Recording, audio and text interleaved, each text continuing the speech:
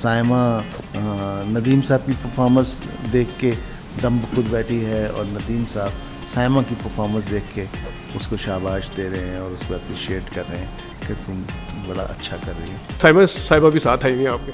हाँ बिल्कुल आई हुई हैं, लेकिन जैसे ही आपने कैमरा खोला है तो आपने देखा कि उठ के चली। पिछले हफ्ते में शान और नुसरत जावेद साहब के दरमियान में कुछ हुआ जिसमें साइमा जी का भी नाम आया, और इवन जो नुसरत जावेद साहब हैं बड़े सीनियर साफ़ी हैं, मुझे नहीं पता कि वो पीछे तक पहुंच गए। शान साहब तू घुंघरू पाने ने तुसी देख लो फिर क्या था उनका।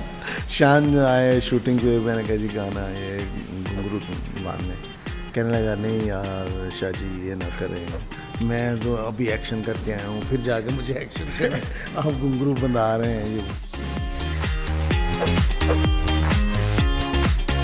अस्सलाम वालेकुम नाज़रीन, आप देख रहे हैं ZH एंटरटेनमेंट, मैं हूँ ज़हीर अहमद। नाज़रीन, आप अक्सर ऑडियो के ऊपर इंटरव्यू सुनते हैं, काफ़ी सारे इंटरव्यू सुने जिसमें सैयद नूर साहब हमारे माया नाज डायरेक्टर, फिल्म डायरेक्टर, उनका इंटरव्यू था, और मेरे ख्याल में वो इंटरव्यू भी उनमें से एक था जिनकी आवाज़ कोई इतनी ठीक नहीं थी, कोई ऑडियो के प्रॉब्लम थे। आज हमारी खुशकिस्मती है कि हम उनके दरमियान में मौजूद हैं, या वो हमारे दरमियान में मौजूद हैं, वो यहाँ पे आए हुए हैं, तो हम दू बदू आज उनका इंटरव्यू करेंगे और काफ़ी सारे सवाल पूछने की कोशिश करेंगे। बहुत शुक्रिया सैयद नूर साहब। आपका शुक्रिया, आप तशरीफ़ लाए, अच्छा लगा। सर पहले तो ये बताएं ना, अभी की फ़िल्मों से शुरू कर लेते हैं।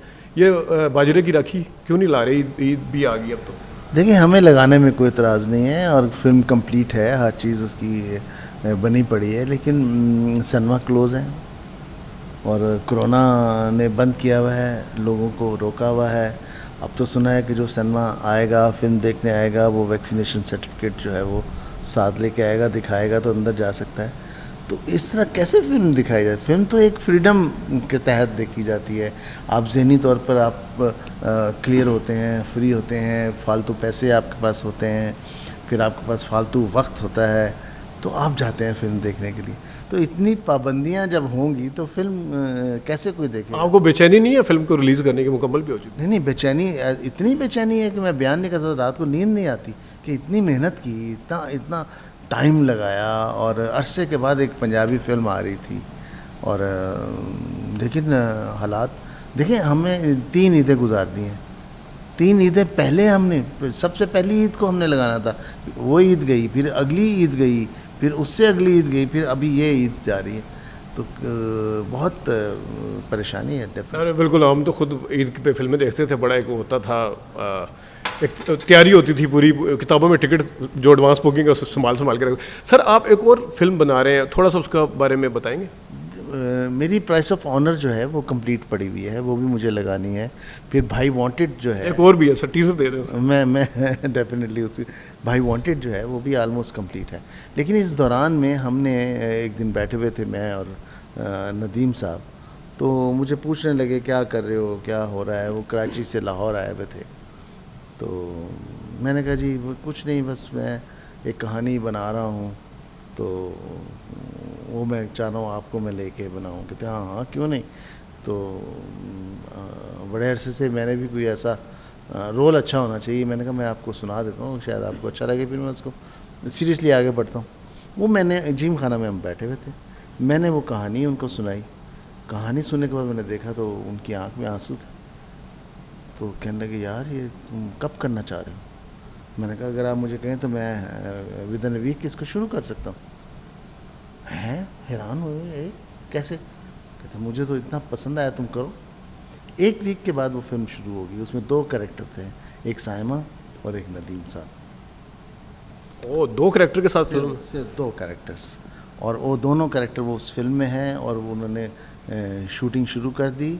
यानी वो 1 वीक के लिए आए थे लाहौर, और साइमा नदीम साहब की परफॉर्मेंस देख के दम खुद बैठी है, और नदीम साहब साइमा की परफॉर्मेंस देख के उसको शाबाश दे रहे हैं और उसको अप्रिशिएट कर रहे हैं कि तुम बड़ा अच्छा कर रही हो। तो ये 2 कैरेक्टर्स की बाप और बेटी की कहानी है एक्चुअली। बाप और बेटी की कहानी। तो हुआ फिर ये कि 15-20 दिन शूटिंग हुई, तो कोरोना की लहर जो है वो तेज़ हो गई, जो SOPs जो हैं वो सख्त हो गए, तो वो घर पे बैठ गए। यानी अब 6 महीने हो गए, वो मुझे यही कहते रहे कि मैं नहीं जाऊंगा जब तक ये फिल्म मुकम्मल नहीं होगी। 6 महीने, 1 वीक के लिए आए, 6 महीने के लिए वो लाहौर बैठे रहे। और वो फिल्म मुकम्मल हो चुकी है इसकी? फिल्म ऑलमोस्ट मुकम्मल है, लेकिन अभी उनको बड़ी मुश्किल से कराची भेजा है क्योंकि वो भाभी वहाँ अकेली थी और ये जा नहीं रहे थे। वो इतना इन्वॉल्व थे फिल्म में, उन्होंने कहा कि नहीं मैंने मुकम्मल करके जाना है। आधी रात को मुझे फ़ोन कर देते थे वो, यार वो सीन जो है मैं जो करके आया हूँ, मैंने कल फिर वो करना है, मुझे थोड़ा सा कुछ और आया, मैंने उसमें कुछ और बनाना है। अच्छा तुम ऐसे कर लेना, उसको ऐसे कर लेना, वो सीन को देखो यार वो बड़ा ज़बरदस्त सीन है, उसको कुछ इस तरह कर लें, अगर तुम्हें सही लगता था इस तरह कर लें। मैं कहा हाँ जी क्यों। इतना इन्वॉल्व, मैंने इतना अरसा काम किया है, मैंने नदीम साहब को अपनी किसी फिल्म में इतना इन्वॉल्व नहीं, आपने तो उनको रखा भी बहुत है। मेरी तो फेवरेट फिल्म है काफ़ी आपके साथ जो उन्होंने की है। हमें तो नाजरीन ऐसी फिल्मों का इंतज़ार है कि जिसमें थोड़ा सा, मैं ये नहीं कहता कि कॉमेडी फिल्में नहीं बननी चाहिए, लेकिन हमारी इंडस्ट्री जो है वो बाकी फिल्मों के, बाकी इंडस्ट्रीज़ के मुकाबले में जो है ना वो सिर्फ कॉमेडी की हद तक रह गई है। जिस तरह जवानी फिर नहीं आनी, पंजाब नहीं, मैं उनको वो नहीं कर रहा, लेकिन इंडस्ट्री फलती फूलती तब है जब हर किस्म की फिल्में उसमें बनती हैं। तो जिस किस्म की सैयद नूर साहब ने हमें स्टोरी बताई है, हमें तो इंतज़ार है। सर ये बताएं कि मुझे वैसे साइमा साहिबा भी साथ आई हुई हैं आपके? हाँ बिल्कुल आई हुई हैं, लेकिन जैसे ही आपने कैमरा खोला है तो आपने देखा कि उठ के चली गई। बिल्कुल, वो इंटरव्यू आपको पता नहीं देती, वो बड़े अच्छे तरीके से, बड़े अच्छे मूड के साथ हमारे से गप्पे मारी थी, लेकिन उसका इख्तिताम को इतना अच्छा नहीं हुआ। लेकिन बहरहाल सर एक चीज़ मैं आपसे पूछना चाहूँगा, कुछ क्वेश्चन हुए थे जो साइमा जी के हवाले से, या जो आप है, उन्होंने कोई बड़ा सच बोला था और बड़ा हैरान कुन जवाब दिया था। हाँ नहीं, वो ज़िंदगी में 1 या 2 इंटरव्यूज़ हैं टोटल उनके, इंटरव्यूज़ नहीं कराते टीवी के। तो मैंने बड़ी मुश्किल से उनको कन्विंस किया था जब मजाजन रिलीज़ हो रही थी। मैंने कहा देखें हम प्रोड्यूसर हैं फिल्म के, हमें प्रमोट करना है फिल्म को, तो आप ज़ेबा शहनाज एक प्रोग्राम कर रही है तो आप उसको इंटरव्यू करवा दें। तो मैंने नहीं करवाना, मैंने करवाना ही नहीं, ना मैं कराती हूँ ना मेरा मिजाज है। तो ज़ेबा कहने लगी देखें ये इंटरव्यू नहीं है, जस्ट आप अपनी फ़िल्म के बारे में आपने बात करनी, आप अपनी फ़िल्म के बारे में तो बात करें। बड़ी मुश्किल से कन्विंस हुई जनाब। वो फिल्म के बारे में बात करते करते ज़ेबा ने अचानक उनसे सवाल कर दिया कि साइमा तुम कोई अंग्रेज़ी नहीं मार रही दूसरी हीरोइनों की तरह। तो वो कहने लगी कि मुझे तो अंग्रेज़ी आती नहीं। सच बोला उसने, मुझे नहीं अंग्रेज़ी आती। कहती क्यों नहीं आती, तुम पढ़ी लिखी नहीं हो? तो उससे पूछती है कि मैं तुम्हें सच बताऊँ? कहने लगी हाँ सच बताओ। तो आंखों में आंखें डाल के उसके कहती है कि मैंने तो स्कूल का मुंह नहीं देखा। तो वो ऑलमोस्ट लाइव प्रोग्राम था, तो इतने लोगों के मैसेजेस आए कि ये क्या आर्टिस्ट है, ये क्या खातून है, इतना बड़ा सच। लोग अपने ऊपर लिबादा ओढ़ते हैं, झूठ मूठ का अपने आप को पता नहीं वो क्या करते हैं। तो इसने इतना सादा अल्फाज में अपनी जो शख्सियत है, अपनी जो सच्चाई है ज़िंदगी की, वो बयान कर दी है। ये तो बहुत ग्रेट है, ये आर्टिस्ट भी बड़ी है, ये इंसान भी बड़ी है, मतलब इस माइंड की खातिर। सर अभी बात हो ही गई है, मैं बैड टेस्ट नहीं लाना चाहता इस इंटरव्यू के दौरान। ज़्यादातर मैं फिल्मों पे करना चाहता हूँ। नहीं आप जो मर्जी मैं सिर्फ एक, सर पिछले हफ्ते में शान और नुसरत जावेद साहब के दरमियान में कुछ हुआ जिसमें साइमा जी का भी नाम आया, और इवन जो नुसरत जावेद साहब हैं बड़े सीनियर साफ़ी हैं, मुझे नहीं पता कि वो पीछे तक पहुँच गए। तो इसके हवाले से कुछ कहना चाहेंगे सर? देखिए नुसरत जावेद साहब से मुझे ये तवक्को नहीं थी जो उन्होंने किया है। हम उनसे बड़ा प्यार करते रहे हैं और इज़्ज़त करते रहे हैं। वो एक जर्नलिस्ट, सीनियर जर्नलिस्ट है, लेकिन एक सीनियर जर्नलिस्ट को कम से कम अपनी डिग्निटी का, अपने अल्फाजों का, अपने दिमाग का ख्याल करना चाहिए कि मैं उसका दिमाग क्या सोच रहा है और उस सोच के बाद लफ्ज़ क्या निकल रहे हैं। शान हमारा एक मोतबर आर्टिस्ट है, एक बहुत ज़बरदस्त बंदा है और बड़ा कंट्रीब्यूशन है फिल्म में और बड़ा उसने काम किया है। और हमारी पूरी फिल्म इंडस्ट्री के लिए इमरान खान बहुत मोतबर है, बहुत हम प्यार करते हैं उनसे। और अगर आपका कोई इख्तलाफ है तो आप रखें, लेकिन किसी की राय को आप इस कदर तंग नज़री से ना बताएं या इस तंग नज़री के साथ उसके कैरेक्टर असैसिनेशन ना करें कि पूरी फिल्म इंडस्ट्री बोल पड़े। और आप तो सर डायरेक्टर हैं और आपकी तो फिल्मों में सारे अदाकार हैं, और शान को तो आपने ख़ास तौर पे रखा है, मजाजन के अलावा भी उनको बहुत फिल्में आपने कास्ट किया है। क्या वो एक्सप्रेशन लेस एक्टर है सर? मेरा ख्याल है कि सबसे अच्छा इस वक्त नाज़रीन को मैं बता दूं कि नुसरत जावेद साहब ने शान को एक्सप्रेशन लेस किया कहा है। मैं ज़रा एक डायरेक्टर से पूछूं, डायरेक्टर से ज़्यादा अदाकार को के पोटेंशियल को कोई नहीं समझ सकता। नहीं, बड़ा भरपूर एक्सप्रेशन देने वाला शख्स है और बड़ा अच्छी मेमोरी वाला एक्टर है। उसके उसके डायलॉग, उसके एक्सप्रेशन, उसकी मूव्स, वाहद एक्टर है जो सिंक्रोनाइज्ड होती है। तो इनको माजत करनी चाहिए नुसरत साहब को, इसलिए कि हम उनसे बहुत प्यार करते रहे हैं और ये प्यार का रिश्ता जो है वो कायम रहना चाहिए, इज़्ज़त का रिश्ता कायम रहना चाहिए। और अगर उन्होंने अपनी इस बात की, इस ज़्यादती का कोई अजाला ना किया तो ये रिश्ते टूट जाएंगे। जी बिल्कुल। सर साइमा साहिबा के हवाले से एक और सवाल है, उसके बाद मैं फ़िल्म के ऊपर आता हूँ। आपको पता है कि घूंघट में आपने, वो तो मजाजन बाद का फ़ेनोमेना है, चूड़ियाँ बाद का फ़ेनोमेना है, सारा कुछ। वो कहते हैं ना, पहला जो कतरा है बारिश का, ये जो पहली ख्याल आया कि एक ऐसी अदाकारा जो उससे पहले सिर्फ एक गानों की हद तक महदूद थी या जट्टी की शड्डी के टाइप, वो जो अंजुमन और आसिया करती आ रही थी, आपको कैसे लगा कि ये वाला जो करैक्टर है घूंघट में, जो एक पढ़ी लिखी, जिसने एक बिज़नेस संभाला हुआ पूरा और बड़ी पढ़ी लिखी है, वो यही करेगी और कोई नहीं करेगा? नहीं, सच्ची बात है कि वो मुझे पसंद रही है साइमा। सर मैं पोटेंशियल की बात कर रहा हूँ। वो पोटेंशियल भी ही, एक तो अपीयरेंस है ना, अपीयरेंस तो किसी की पसंद तो बाद में आता है, पहले पसंद आती है। पसंद यूँ आती है कि वो मुझे अक्सर स्टूडियो में मुलाकातें होती थी, वो मैं मेरे साथ कभी काम नहीं किया था, लेकिन मेरी लिखी हुई फिल्मों में काम किया था जो शुरुआत की फिल्में थी। तो एक ग्लैमर खातून मुझे नज़र आती थी, वो ग्लैमरस हैं और ये जो रोल बनाते हैं इसमें थोड़ी सी ग्लैमर थी और मैंने कहा इन्हीं से कराते हैं। वो एक अलग स्टोरी है कि बड़ी मुश्किल से ये उस रोल में आई, और जब रोल में आई, जब इन्होंने परफॉर्म किया, तो बीइंग ए डायरेक्टर पहली बार मैंने महसूस किया कि मैंने जो कंसीव किया है ये बिल्कुल उसके लेवल पे आई है, सिंक्रोनाइज है।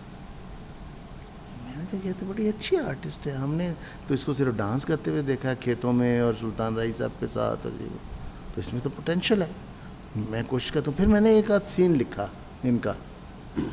इनको समझाया, तो थोड़ी सी इन्होंने मेहनत की और उस सीन में ये अपीयर हो के सामने, तो मैंने इन पे बोझ डालना शुरू कर दिया। वो रोल कुछ का कुछ बनता चला गया, और जब रोल कंप्लीट हुआ और फिल्म कंप्लीट हुई तो वो एक परफॉर्मर के तौर पर सामने आई, और मेरा ख्याल है कि सारे लोग फिल्म देखने वाले ही मुतासिर नहीं थे, मैं ख़ुद भी उससे बहुत मुतासिर। और ये फिर ये जो मुतासर हुए हैं, जो एक्टर और डायरेक्टर का रिश्ता है, ये फिर बिलाखिर मियाँ बीवी में बदल गया। हाँ बिल्कुल, नहीं पहले तो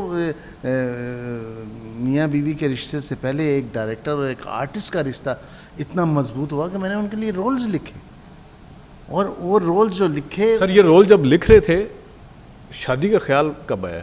शादी का ख्याल तो बहुत बाद में आया, पहले प्यार का ख्याल आया। पहले तो हमारी लव स्टोरी चली, हम एक दूसरे को पसंद करते थे, एक दूसरे को अच्छा समझते थे, एक दूसरे के साथ अपने दिल की बातें शेयर करते थे। तो जब ये सब मजबूत हो जाती हैं चीज़ें, फिर आप सोचते हैं कि नहीं, अब इस मजबूती को मजबूत रिश्ते में बदल देना चाहिए। तो इस तरह। अच्छा सर, मुझे बताएं, मजाजन फ़िल्म का बड़ा मकाम है पाकिस्तान की फ़िल्म इंडस्ट्री में, और जो पाकिस्तान की जितनी भी फिल्में हैं उसको मेरे ख्याल में अगर इस सदी के शुरू का जो डेकेड है, बल्कि दूसरा अभी ये तीसरा शुरू हो चुका है, 2021 चल रहा है, तो मेरे ख्याल में मजाजन सबसे बड़ी फिल्म हम कह सकते हैं उसको। तो उसका ख्याल, उसको बनाने का ख्याल कैसे आया था? देखिए, मैं बाबा बुल्ले शाह का मुरीद हूँ और उनकी ज़िंदगी मेरे ऊपर बहुत असरअंदाज है। तो ये एक अक्स है बाबा बुल्ले शाह की ज़िंदगी का, मजाजन जो है। उन्होंने अपने मुर्शद से इश्क किया, और मेरी फिल्म में एक सैयदज़ादे ने एक ऐसी औरत से इश्क किया जो छोटी ज़ात की थी। तो ये एक इश्क की कहानी थी, और उसी को मैंने कन्वर्ट किया, और उसी कन्वर्शन में ही मुझे इज़्ज़त मिली, और उसी कन्वर्शन में ही मैं कामयाब हो गया एक अच्छी फिल्म बनाने में। उसका सर वैसे तो उसके सारे सीन और सारे गाने अपनी मिसाल आप है, ख़ास तौर पे वो अदाकार जो एक्शन फिल्मों का हीरो मशहूर है, वो जब उसको घुंघरू पहनाया आपने, पहले तो उनका रिएक्शन बताइएगा, फिर अपना बताइएगा कि आपने उस सीन को कैसे कंसीव किया था कि जिस टाइम उनके वालिद साहब भी अपने सर के ऊपर ऐसे हाथ मारते हैं, और वो और उनका रिएक्शन भी बताइएगा कि शान साहब तू घुंघरू पाने ने तुसी देख लो फिर क्या था उनका। शान आए शूटिंग पे, मैंने कहा जी गाना ये घुंघरू तुम बांधने, कहने लगा नहीं यार शाह जी ये ना करें, मैं तो अभी एक्शन करके आया हूँ, फिर जाके मुझे एक्शन करने आप घुंघरू बंधा रहे हैं, ये वो अच्छा नहीं लगेगा। वो जो 7 प्रोड्यूसर्स होते हैं एक दो, उन्होंने कहा शान ये ना करना, ये तो तुम्हें ठप्पा लग जाएगा, पता नहीं क्या बना, बड़े हूट हो जाओगे तुम, ये वो। तो मैंने कहा नहीं, मैंने तो ये करना है और आपको करना पड़ेगा। तो फिर किया। और एक बात है कि वो बहुत मेरा लिहाज करते हैं, बहुत अदब भी करते हैं, लिहाज भी करते हैं। कुछ हमारे रिश्ते ऐसे रहे हैं, कुछ ज़िंदगी में अमल दखल ऐसे रहे हैं, उसकी ज़िंदगी में मेरा और मेरी ज़िंदगी में उसका, तो वो रिगार्ड बहुत करते हैं।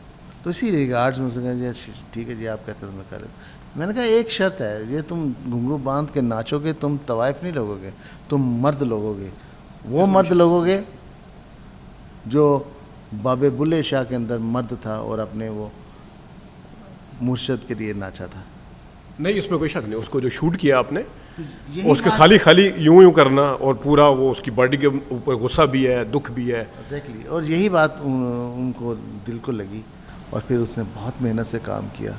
आपने देखा उसमें पसीना और उसमें एक्शन, हमने बहुत कोशिश और समझदारी के साथ उनके एक्शन जो हैं, खानू सम्राट होते थे, उनके साथ मिलके हमने उसको कंपोज किया।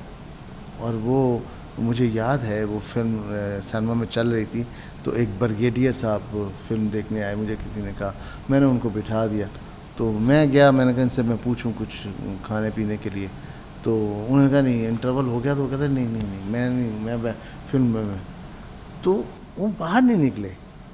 तो जब ये गाना आया, जब गाना ख़त्म हुआ, मैं बाहर बैठा हुआ था, तो अंदर से वो निकले, तो पसीने में शराबूर थे। मैंने कहा क्या हुआ सर? कहते यार मुझे पानी पिलाएं। वो पानी में नहीं आ गया। मैंने कहा हुआ क्या? कहता है मैं आपको बता नहीं सकता मैं किस कैफियत में मुब्तला हूँ, और ये कैफियत मेरे अंदर ये फिल्म देखने के बाद हुई है। मैं तो पागल हो गया मुझे देख के। हाँ, कहता है मेरा दिल चाह रहा है कि जैसे शान नाच रहा था मैं वैसे नाचूं। He was serving brigadier. कहता है इतनी कैफियत है, इस लड़के ने क्या काम किया है यार। तो शान साहब ने जिस दिन शूट किया था आपने, उस दिन वो सेटिस्फाई हुए थे या पर्दा स्क्रीन पे कामयाबी देख के फिर वो कहते यार आप तो आपका फैसला ठीक था यार? नहीं, इस पे कभी डिस्कशन नहीं हुई। ऑब्वियसली जब कामयाबियाँ मिल जाती हैं, जब अप्रिसिएशन मिल जाती है, तो पैगाम तो पहुंच ही जाते हैं। ज़रूरी नहीं ज़ुबान से बोलना ज़रूरी नहीं होता। तो उस तक भी पैगाम पहुंच गया था, और उनका भी पैगाम डेफिनेटली मुझ तक पहुंच गया। एक पार्ट फर्स्ट नाजरीन हमने थोड़ा साइमा जी के हवाले से और शान साहब के हवाले से किया है। हम पार्ट 2 भी अभी करते हैं, इनसे करेंगे, और थोड़े से उसमें क्वेश्चन फिल्म इंडस्ट्री के ऊपर है, जो हमारा बहरान है उसके ऊपर है।